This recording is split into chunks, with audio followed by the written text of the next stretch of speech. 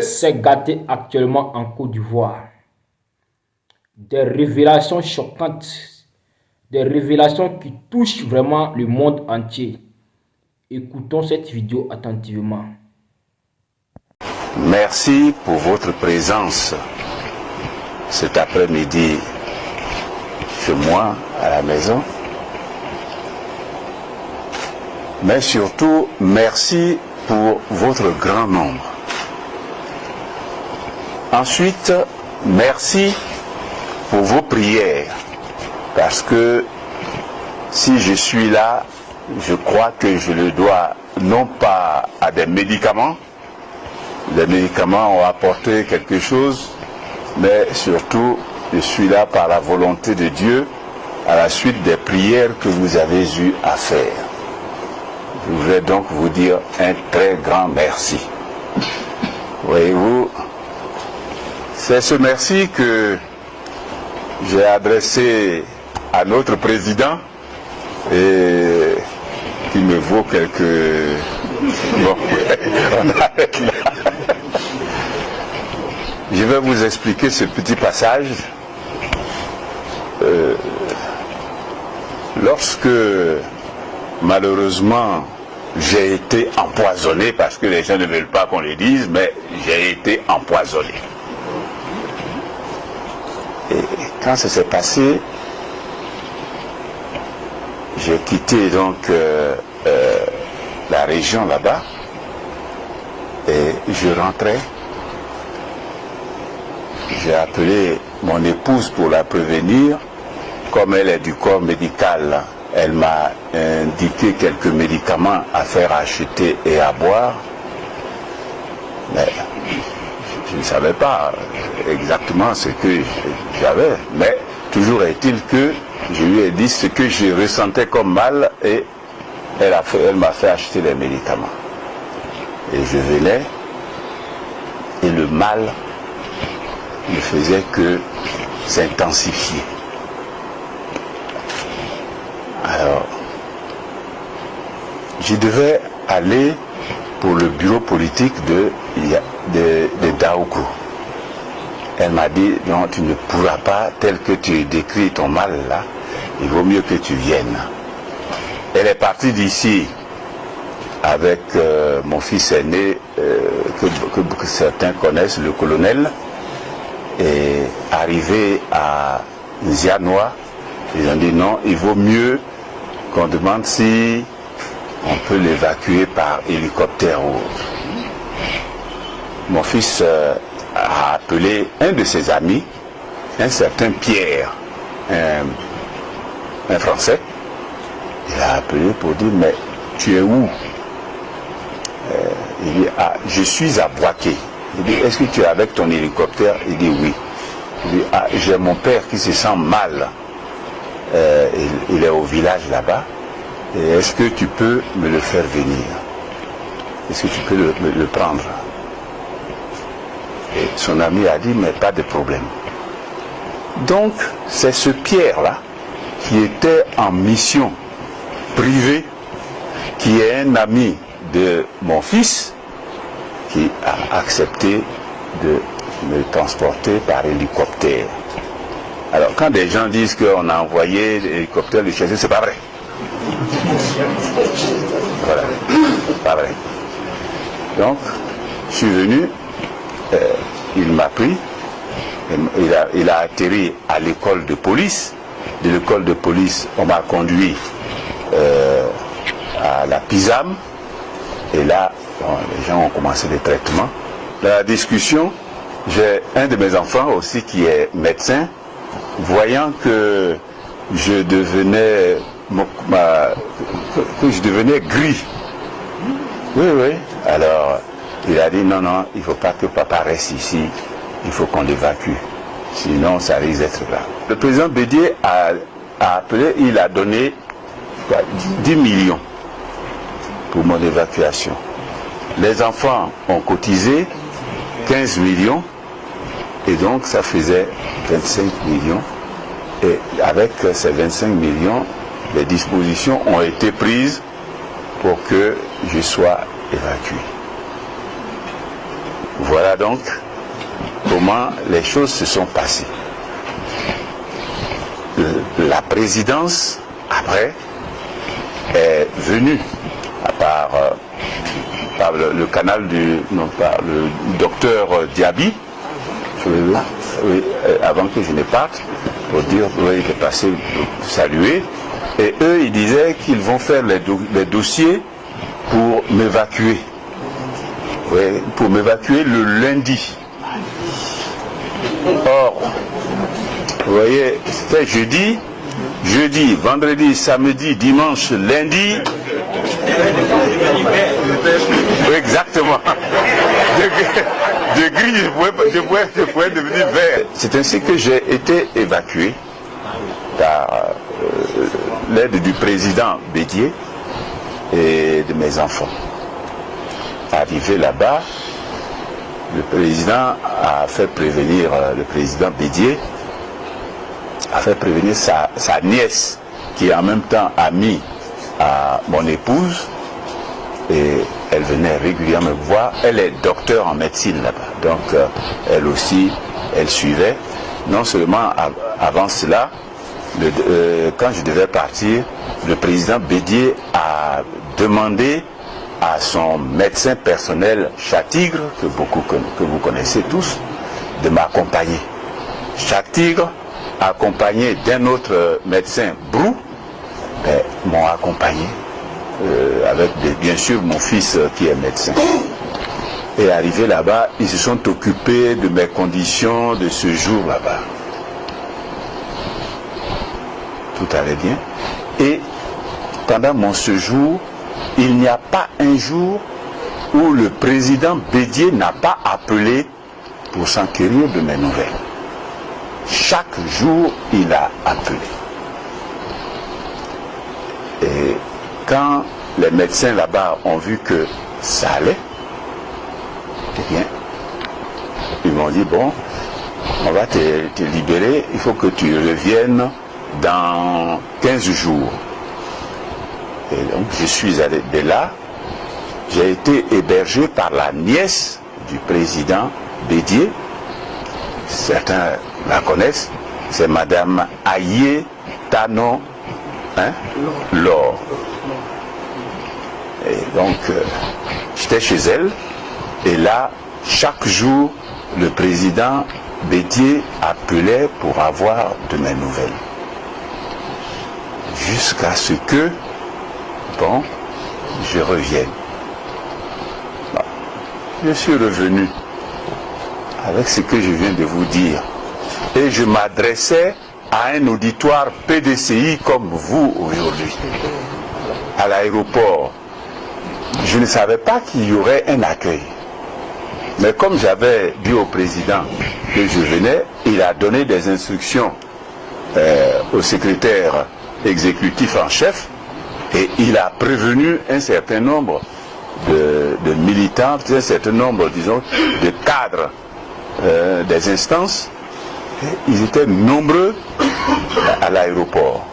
Ils m'ont accueilli. Donc, m'adressant à eux, dans le cadre du PDCI, je ne pouvais que remercier le président de mon parti qui s'est occupé de moi. À ma grande surprise, les gens disent que je suis ingrat. Je suis ingrat. Mais on remercie quelqu'un pour ce qu'il a fait, comme je viens de vous le dire. C'est normal que je le remercie. Alors, les gens sont fâchés. Ça ne fait rien. La vie est ainsi faite. Voilà la situation. Bon, mais vous savez, je suis un vieux militaire. On en a vu de toutes les couleurs pour arriver à cet âge-là. Donc,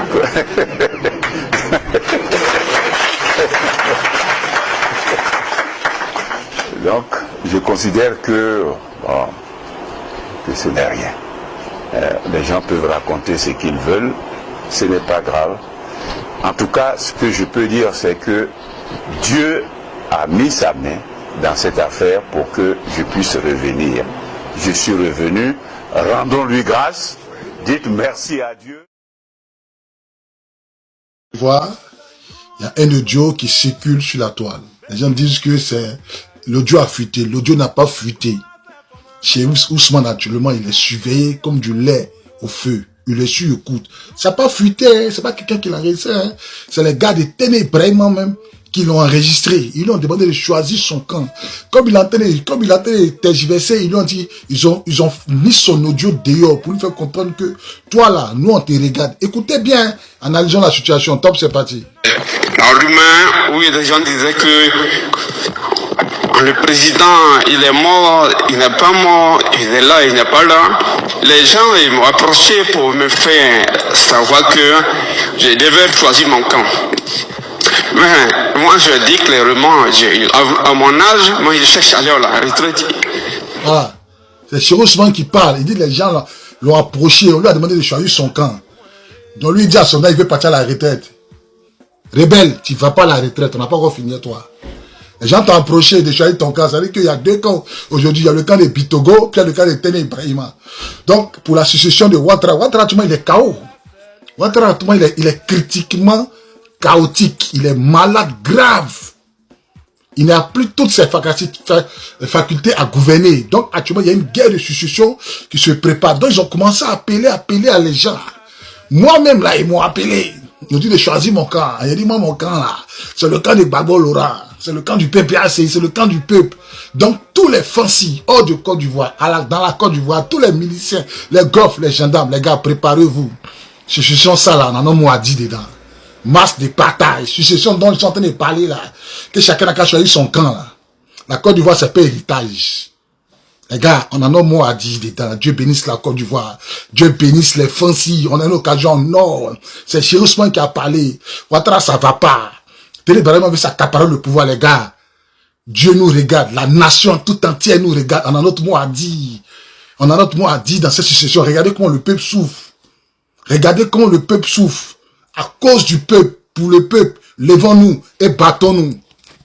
Draman Ouattara il a envoyé Bakongo pour aller démolir les maisons des Ivoiriens pendant qu'ils dorment. La nuit. La nuit, hier nuit à Yopougon, Jesco. À Yopougon, Jesco. Draman Ouattara a pris les bulldozers pour aller casser les maisons pendant que les gens dorment, pour casser les maisons sur les gens, pendant qu'ils dorment. Chers camarades, je vous le dis et je le redis. Draman Ouattara a perdu le nord. Draman Ouattara a perdu la tête. Ce vieux est un vieux maudit. Chers camarades de l'Afrique. Mais Bitogo avait mis en garde Bakongo. Bitogo avait lancé une mise en garde à Bakongo, demandant à Bakongo d'arrêter, intimement l'autre à Bakongo d'arrêter de casser les maisons à Yopougon. D'ailleurs, même il a dit qu'il allait attaquer Bakongo en justice pour que les gens soient dédommagés. Mais, chers camarades, qu'est-ce qui se passe aujourd'hui? Qu'est-ce qu'on voit aujourd'hui? Eh bien, je vais vous expliquer ce qui se passe. Partagez la vidéo, chers camarades, partagez la vidéo. Écoutez ici. Après la rencontre de Bitogo Bakongo, les démolitions des maisons reprennent à Yopougon Jesco. Les populations abusées. Les populations abusées. Les populations abusées. Écoutez ici, chers camarades, peu d'Afrique. La démolition des maisons dans la nuit de lundi à la Jesco. La nuit du lundi. Hier nuit là, pendant que nous on dormait là, ils sont allés casser maison des gens à Yopougon pendant que les gens sont couchés. Ils dorment. Ils ont envoyé 4 plats pour casser les maisons la nuit. On les a même pas avertis. On leur a même pas donné de mise en demeure. Alors que Bitogo avait dit qu'il allait réquisitionner la police pour empêcher ça. Je vous dis, il faut arrêter Draman. Je ne sais pas qu'est-ce que les Ivoiriens ont fait à Draman. Chers camarades, les démolitions de maisons par les bulldozers du district d'Abidjan sont à pied d'œuvre depuis le lundi 19 février 2024 au quartier Jesco de Yopougon. Cette action intervient au moment où le maire de la commune est en mission en Égypte dans le cadre de ses activités parlementaires. Les habitants de Jesco ne savent pas pour l'heure à quel sein se vouer. Qu'est-ce qui se passe?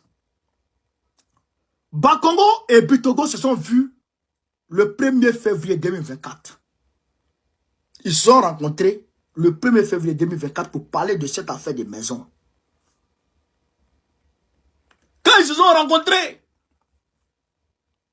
ils ont parlé et ils sont entendus. Maintenant, ils ont attendu. Je sais que c'est d'un commun accord à ce que Bitogo voyage. Ils ont attendu à ce que Bitogo voyage pour ne pas que la population de Yopougon voie ça en une faiblesse de la part de Bitogo, de ne pas pouvoir empêcher Bakongo de casser leur maison. Donc, ils disent, alors Bitogo, toi, il faut voyager.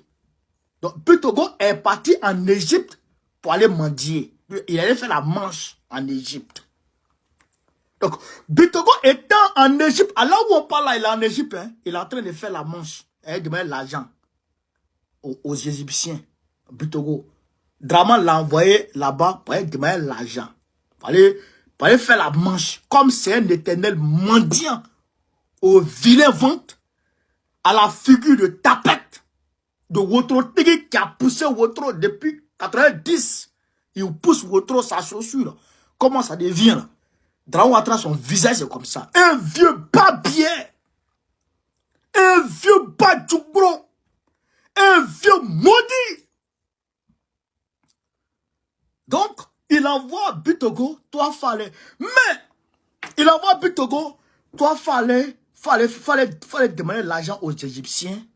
Ils n'ont qu'à donner un peu d'argent. Quand on est fini, ils n'ont pas gagné beaucoup d'argent dedans. L'argent, ils voulaient dans le cadre là, ils n'ont pas eu ça. Donc, il fallait demander l'argent. Donc, ils vont demander l'argent maintenant. Donc, pendant que Bitogo va demander l'argent, il dit à Bakongo maintenant, va casser. La nuit, vous avez déjà vu ça dans ce monde, Cheikh Abara. Est-ce que vous avez déjà vu dans le monde un homme, une autorité légale, se lève pour aller détruire maison des gens la nuit? La nuit, vous avez déjà vu ça? Vous avez déjà vu ça dans vos vies?